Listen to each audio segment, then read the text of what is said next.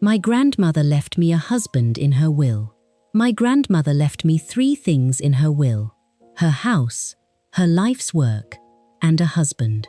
The first 2 were expected. The third was standing across the lawyer's office, staring at me as if I had personally arranged the whole thing. Damon Vale, the boy my grandmother had taken into her home many years before I was born. The man I had grown up hearing about in whispers. The truant, the gang boy, the son who made her wait beside the telephone at night.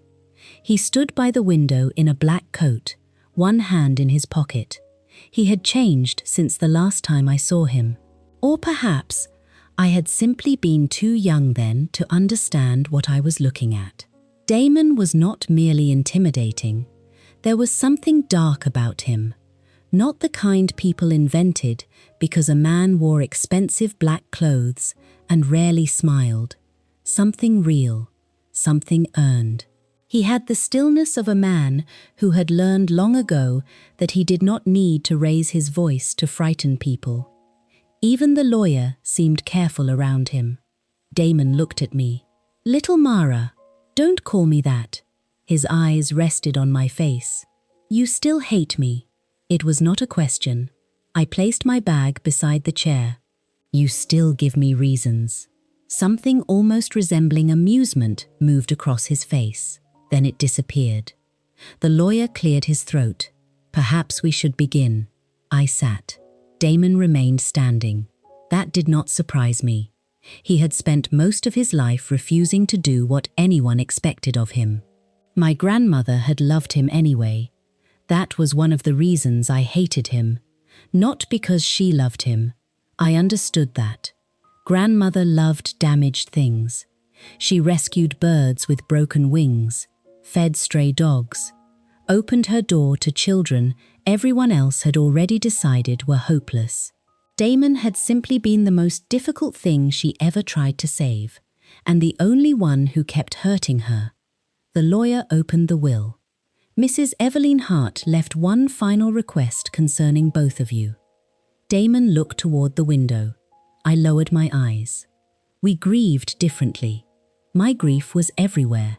In my swollen eyes, in the black dress I had worn 3 times in 2 weeks because choosing clothes suddenly felt like too much work. In the way I still turned toward the kitchen whenever I imagined I heard grandmother humming. Damon's grief was harder to see. He had missed the last 2 days of her life. I had not forgiven him for that. Perhaps I never would. The lawyer continued. Mrs. Hart's greatest concern was the future of Hart House. My fingers tightened around each other. Hart House, grandmother's life's work. She had begun with 4 troubled children and an abandoned community building. By the time she died, the home was caring for 23 teenagers and young adults who had nowhere else to go. I had worked beside her there for years. Damon had not. He sent money. Always money, never himself. "There are financial and legal difficulties surrounding the property," the lawyer continued. "Your grandmother spent several years resisting redevelopment attempts. The situation has become more serious." I looked up. "She told me everything was fine." The lawyer's expression softened. "Your grandmother did not always tell you when she was afraid." I knew that. I had always known it. I had simply pretended otherwise. The lawyer looked at Damon. "Mrs. Hart believed the 2 of you were the only people capable of protecting what she built." Damon finally turned from the window. "Then she was wrong." His voice was low. The lawyer continued as though he had not spoken. "She requested that you marry and jointly assume responsibility for Hart House for 1 year." The room went silent. Damon stared at him. "No." I spoke at the same time. "Absolutely not." For the first time, Damon and I looked at each other with complete agreement. It lasted less than 5 seconds. The lawyer pushed several documents toward us. "If you refuse, Hart House will be vulnerable to a redevelopment claim already moving through the council." "I'll pay whatever debt exists," Damon said. "It is not only about debt. Everything becomes about money eventually. I looked at him. There he was. The man I remembered. A problem appeared, and Damon threw money at it. Grandmother had spent her life giving him love. He had spent his adulthood sending money back. As if the two things were equal. The lawyer shook his head. Mara has the community trust, the operational history, and the relationship with the children. You have the financial power and certain other abilities your mother believed would be necessary. My eyes moved to Damon. Other abilities? No one in the room asked what that meant. We all knew enough not to. The lawyer reached for an envelope. Your grandmother left a letter. My throat tightened. Damon's expression did not change, but his hand came out of his pocket. The lawyer unfolded the paper. My two impossible children. My eyes filled immediately. That was grandmother. Even dying, she had found a way to sound tired of us. The lawyer continued. One of you believes love can save everyone. His eyes moved briefly toward me. The other believes nobody can be saved. Damon looked away. You are both wrong. A tear slipped down my cheek. Mara understands what I built. Damon understands the children I built it for. I looked at him. He did not look at me. Alone, Mara will trust people she should not. Alone, Damon will frighten everyone until nobody wants to come inside. Despite myself, I almost smiled. Then came the final lines. I am not asking you to become different people. I am asking you to see whether there is anything useful in the person you have spent years refusing to understand. The lawyer stopped. There was more. I could see it. Read it, Damon said. The lawyer hesitated, then continued. And if, in the process, you make each other less lonely, do not blame me. Silence. Damon turned away. I closed my eyes. Grandmother had been dead for 3 weeks, and she was still interfering. We married 12 days later. Not because I wanted Damon, not because he wanted me, because Hart House mattered to both of us, for reasons neither of us was willing to explain to the other. The ceremony was small. When it ended, Damon left first. That was the beginning of our marriage. And for the first few weeks, nothing changed between us. If anything, the dislike became sharper. He wanted guards at Hart House. I refused. He wanted cameras. I argued against them. He wanted to know the history of every volunteer, every visitor, every person who entered the gates. I told him Hart House was not a prison. He looked at me for a long time, then said quietly, "No, it is where children come after people like me have already found them." That silenced me. Damon understood dangers I had never seen. I began to notice that. He could look at a new visitor and know almost immediately when something was wrong. He noticed lies before I did. He noticed fear. He noticed when a child began avoiding a particular adult. He noticed the boy who had started hiding food beneath his bed. I had been about to correct the child. Damon stopped me. He is not stealing. He has 6 bread rolls under his mattress. He is storing them. I looked at him. There is a difference? To someone who has been hungry, yes. I said nothing. That evening, I placed a small basket of food in the boy's room. I did not ask questions. The next morning, the bread beneath the mattress was gone, not eaten, returned to the kitchen.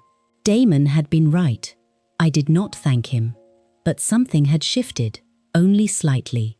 I began to understand why grandmother had believed he belonged at Hart House.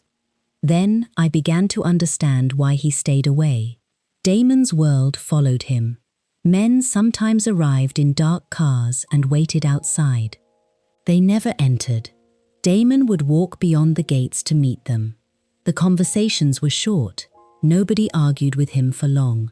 Once, from grandmother's office window, I watched a man twice Damon's size step toward him angrily. Damon did not move. He said something I could not hear. The man stopped, then lowered his head, That frightened me. Later that evening, Damon found me watching him. "You should stay away from the front gates when my people come." "Your people?" He looked at me. I understood the warning. I did not obey it. "What exactly do you do?" "Things you don't need to know about." That is not an answer. It is the only one you're getting. I held his gaze. Most people looked away from Damon when he became quiet. I had seen it happen. I did not. Something changed in his expression. Not anger, curiosity. "You really aren't afraid of me." "I am." That surprised him. I continued. "I simply don't think fear should make all my decisions." For several seconds, he said nothing. Then he walked away. That night, I understood something about Damon. People thought he respected strength. They were wrong. He respected people who knew they were afraid and stood still anyway. A few days later, I found him in grandmother's old office. He stood before the wall of photographs. There were hundreds. Children who had passed through Hart House. Birthdays, graduations, Christmas dinners, and near the corner was a photograph of Damon at 17. He was thin, bruised, angry. Grandmother stood beside him with one hand on his shoulder. He looked as though he hated the entire world. Except, perhaps, the woman beside him. "You were young," I said. He did not turn. I was dangerous. I looked at the photograph. "You were a child." That made him look at me. I did not know why those words affected him. But they did. He looked back at the photograph. She was the only person who thought that. I moved closer. What did everyone else think? That I would either kill someone or be killed. My breath caught. He said it without drama. That made it worse. And were they wrong? A long silence followed. Not entirely. I looked at him. For the first time, I wondered what grandmother had known about Damon that she never told me. He had joined a gang as a teenager. That much I knew. But somewhere along the way, he had become more than another boy on the street. People knew his name. Men feared him. Money came easily. Doors opened. Questions stopped being asked. There were stories about Damon Vale. I had spent years dismissing them as exaggerations.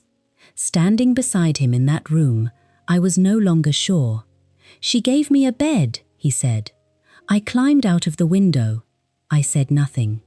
"She gave me food." I sold some of it. Why? Because I didn't believe there would be more the next day. My heart tightened. "She sent me to school." I stopped going. Why? I was making more money on the street than the teachers made. He said it plainly. No pride, no shame, just fact. "She kept coming after me." His voice changed. Barely. Police stations, hospitals, street corners, houses where she had no business walking through the door. I could see it. My small grandmother, her handbag clutched beneath one arm, walking into places everyone else feared because her son was inside. Anger rose in me again. "You let her?" "Yes." The answer was immediate. I turned toward him. He looked at me. No excuses, no defense. "She gave me love," he said. "I didn't know what to do with it." His eyes returned to the photograph. "She didn't fail me, Mara." His voice became quieter. "I failed her." Then he walked out. I remained in the office long after he left. That should have been the moment I forgave him. It wasn't. Understanding someone is not the same as forgiving them, but hatred becomes more difficult when the person you hate stops being simple. Mine had begun to change shape. Then Leo disappeared. Leo was 15, angry, clever, and determined to prove he needed nobody. When he failed to return before dark, panic moved through Hart House. I called the police. Damon made 3 calls. Within 40 minutes, he had an address. I reached for my coat. "You're staying here," he said. "No, Mara, he is one of our boys." "You do not know where he has gone." "You do. That is exactly why you are staying." I looked at him. Grandmother would have gone. His face changed. That was one of her worst habits. She went for you, and she should not have had to, but she did. I stepped closer, and I am going for Leo. Damon stared at me for a long moment, then he opened the door. Stay behind me. The place we found Leo was a back room behind an illegal gambling club. The moment Damon entered, the room changed. That was the first time I truly saw what he was outside Hart House. Men stopped talking. One stood. Another moved his hand away from his coat. Damon did not raise his voice. He did not threaten anyone. He did not need to. Leo sat in the corner, with blood on his lip. I moved toward him. Damon caught my wrist. Behind me, a large man blocked our way. This your charity project, Vale? Damon looked at Leo. No. His voice was quiet. He is family. The man's eyes moved to me, and her. Damon's hand remained around my wrist. My wife. Something strange happened inside me. It was not romance. Not then. It was the certainty in his voice. For the first time since grandmother died, I felt completely safe. Not because the room was safe, it was not, because Damon was there. We left with Leo. Outside, the boy began to cry. I didn't know where else to go. I knelt before him. You come home. He shook his head. I messed up. You still come home. I'm sorry. Damon stood a few feet away. His face had become unreadable again. Then he said, Be sorry tonight. Leo looked up. Be better tomorrow. On the drive back, Leo fell asleep. I looked at Damon. He kept his eyes on the road. Thank you. For what? Finding him. He said nothing. Then I asked, Did grandmother ever have to come to a place like that for you? His hands tightened around the steering wheel. Worse. That was all he said, but it was enough. For the first time, I saw grandmother's burden differently. Yes, Damon had caused her pain, but perhaps she had not spent all those years carrying him because she could not let go. Perhaps she had understood something I was only beginning to learn. Some people were hardest to love when they needed love most. A week later, I found the letters. They were tied with a faded blue ribbon inside grandmother's sewing box. Letters from Damon. Dozens of them. I should not have read them. But grief makes thieves of people. One was dated 5 years earlier. Ma, I saw the girl today from across the street. Mara. She was carrying grocery bags bigger than her arms and arguing with the fruit seller. She looks like she belongs to sunlight. Do not tell her I came. I read another. The roof money is sent. Tell Mara it came from the church if she asks. Another. You said she wants to turn the old storage room into a library. Do it. I'll pay. Then one that made my hands shake. If I come near Hart House, people will follow me. If I stay away, she thinks I do not care. Maybe that is better. Let her hate the version of me that keeps her safe. I sat very still. Damon had been absent, but not gone. He was in the roof, the library, the school fees, the repairs grandmother always claimed had been covered by a friend. I had spent years thinking he sent money because money was easier than love. Perhaps, for Damon, money had been the only form of love he knew how to give without destroying what he touched. He found me holding the letters. His face went still. You had no right. I know. Then why? I looked at him. Because I spent my whole life hating you for being absent. His jaw tightened. And now, my eyes filled. Now I don't know where to put the hatred. For a long moment, he said nothing. Then he looked toward grandmother's empty chair. Put it where I put mine. Where? In the past. His voice was quiet. It still makes noise there. He turned toward the door. But it stops driving. After that, something changed. Not suddenly. There was no magical moment when dislike became love. We simply began seeing each other. Damon stayed longer at Hart House. I noticed that he always knew which children wanted to be spoken to and which ones needed silence. He noticed that I was gentler than him, but not weaker. When difficult parents came shouting, I did not shout back. I listened. I waited. Then I said what needed to be said, so quietly that they had to become quiet to hear me. The first time Damon saw it happen, he watched me strangely afterward. "What?" "Nothing." "You're staring. I thought you were soft." "I am." He looked toward the man I had just calmly removed from Hart House. "No." I smiled faintly. "You confuse softness with surrender." Something in his face shifted. I walked away before I could examine it.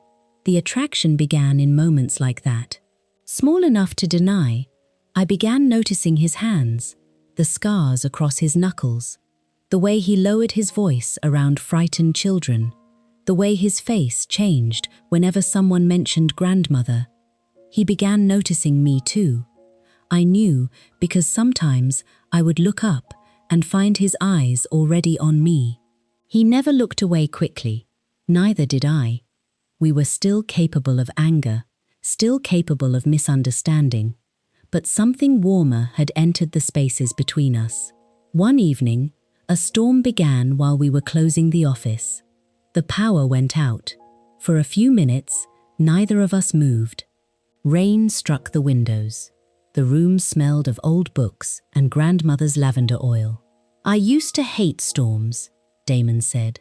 I looked at him. He rarely offered pieces of himself without being asked. "Why?" "I slept outside a lot." I said nothing. "Rain meant you stayed wet until morning." I moved toward the window. "I used to love storms." "Of course you did." I looked at him. "What does that mean?" "You heard rain from inside a house." There was no accusation in his voice. That made it sadder. I looked out at the darkness. "You hated me for that." He was quiet. "Yes." The honesty hurt. "You thought I got the life that should have been yours." "Yes." I nodded. "I hated you too." "I know. I thought every time grandmother looked tired, it was because of you." Sometimes it was. And every time she left suddenly, sometimes that was me too. I turned. But not always. No. The room became quiet. Then I understood.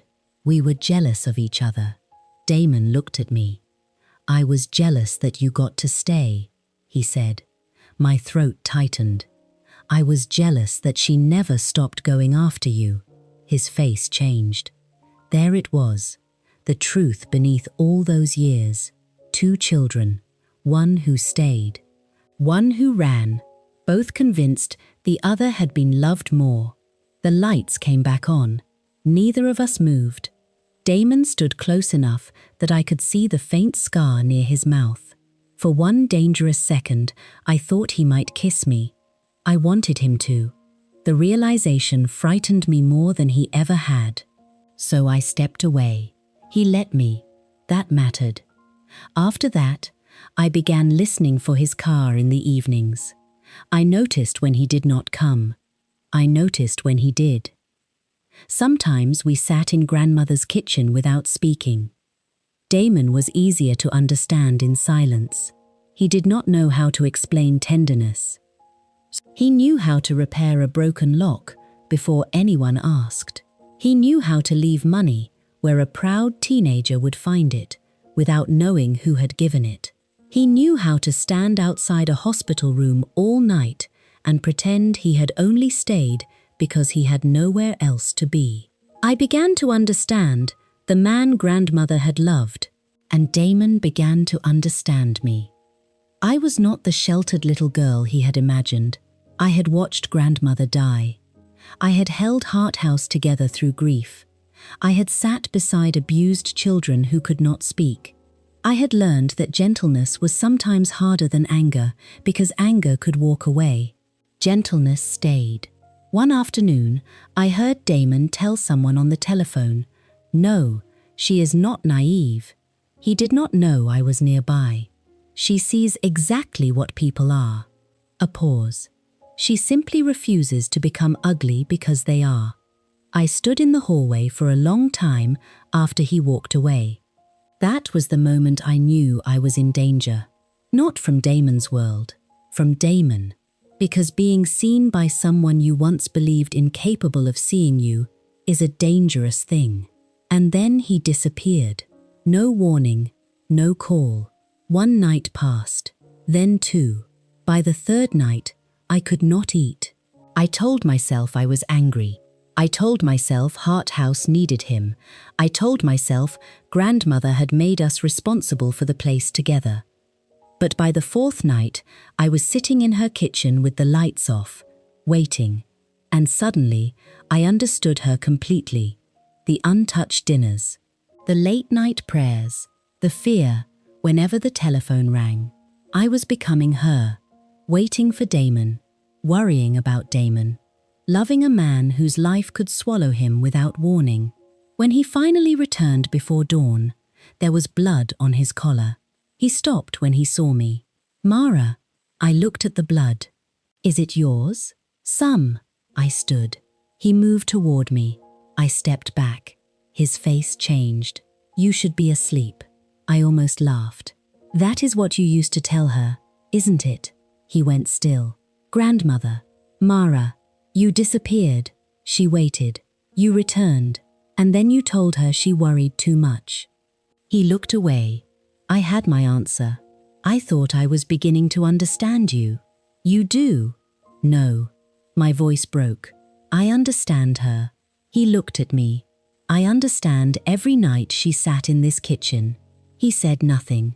"I understand why she could never completely relax." "Mara, I will not become her." His face hardened. "I never asked her to wait." "That is the cruelest thing you could say." He flinched. "You think people only wait when you ask them." Silence. "They wait because they love you." The words left my mouth before I could stop them. Damon stared at me. I closed my eyes. There it was, the truth. Not the way I wanted to say it, not the moment I would have chosen, but the truth. "I can survive hating you," I whispered. He took one step toward me. I shook my head. "But I cannot love you like this." He stopped. The room became completely silent. I looked at the man grandmother had spent half her life waiting for. "I will not ask you to become gentle." My voice steadied. "I will not ask you to become someone else." I looked at the blood on his shirt. "But if you want people to love you, Damon, you have to stop making love feel like punishment." I walked away. For several days, he barely spoke. Then, one morning, I found him sitting alone beneath the tree behind Hart House. I sat beside him. Neither of us spoke for a long time. Finally, he said, "I don't know how to stay." I looked at him. There was no darkness in his face then, only exhaustion. "I know how to leave." He stared ahead. "I know how to disappear before people can ask questions. I know how to make sure nobody gets close enough to become useful against me." His hands tightened. "I know how to protect people by making them hate me." I thought of the letters. "Grandmother loved you anyway." "Yes, and so do I." His eyes closed. I continued quietly, "But love is not the same as permission." He looked at me. I held his gaze. "You do not get to hurt people forever because you were hurt first." For a long moment, neither of us moved. Then Damon nodded. "Just once. That was the beginning. Not a grand promise, not an instant transformation. A beginning." He started calling when he would be gone. Then he began coming back sooner. Some parts of his old life could not be abandoned in a day, but he began untangling himself from them. Not because I demanded it, because, for the first time, he wanted a life he could return to. And I gave him room to change without pretending change was easy. That was how our love grew, slowly, in trust, in effort, in the quiet proof of repeated choices. Months later, the final challenge to Hart House reached the council. The developers expected to win. They had money, influence, friends in important rooms. But they had underestimated us. They had underestimated me because I spoke softly. They had underestimated Damon because they thought darkness was the only thing he knew. I presented grandmother's work, years of records, children who had returned to school, young people who had found work, lives that had changed because one woman refused to call anyone hopeless. Then Damon stood. The room changed when he did. It always did. But this time, he did not use fear. I was one of those children, he said. Silence fell. I stole. I fought. I stopped going to school. He looked around the room. People discussed boys like me, in rooms like this. His voice remained steady. They discussed crime, property values, public safety. He paused. Evelyn Hart discussed dinner. My throat closed. She asked if I had eaten. Damon looked toward the council. That question changed my life more than every threat and punishment that came before it. He looked at the children from Hart House. If you close this place because these children are difficult, then you have misunderstood why it exists. He sat beside me. Beneath the table, his hand found mine. The vote passed in our favor. Hart House was safe. Outside, people celebrated. I found Damon standing away from the crowd. Old habits. I went to him. The year is almost over, he said. My heart tightened. I know. You don't need me anymore. I looked at him. Is that what you think marriage is? His face remained serious. Ma chose this for us. Yes. I need to know if you would choose it yourself. I understood then. This was the final part of Damon that had not changed. The boy who still believed love given freely must eventually be taken back. I stepped closer. My grandmother left me many things. He watched me. A house. I took another step. Her work. Another. And, apparently, a very difficult man. Something moved in his eyes. But she did not leave me my feelings for you. His breath changed. Those are mine. I lifted my hand to his face. And I choose what to do with them. He closed his eyes briefly against my palm. When he opened them, the darkness was still there. It always would be. I no longer needed it to disappear. I only needed him to stop living inside it. He kissed me, not like a man claiming something, not like a husband obeying a dead woman's will, but like a man finally coming home to a place he had spent his whole life circling. 1 year after grandmother died, we stood beneath the old tree behind Hart House. The children had hung paper lanterns from the branches. Leo had returned to school. The little boy who once hid bread beneath his mattress now complained when breakfast was late. Damon had begun using his connections differently. Jobs, apprenticeships, second chances. He was still a difficult man, still quiet, still capable of making an entire room uncomfortable by entering it. I was still gentle, still quiet, still more likely to listen than shout. Neither of us had become the other. That had never been grandmother's intention. I looked at her empty chair near the garden. She didn't really leave me a husband. Damon looked down at me. No? I shook my head. She left me her most difficult child. His mouth moved slightly, and she left me the only person who was never impressed by me. I am occasionally impressed. When? I'll tell you one day. The children began calling us from inside. Damon held out his hand. I looked at it, then at him. Grandmother had not known whether we would fall in love. I understood that now. She had not forced two soulmates together. She had done something wiser. She had given two people who had spent years misunderstanding each other enough time to finally see. The rest had been ours. I placed my hand in his, and together we went home.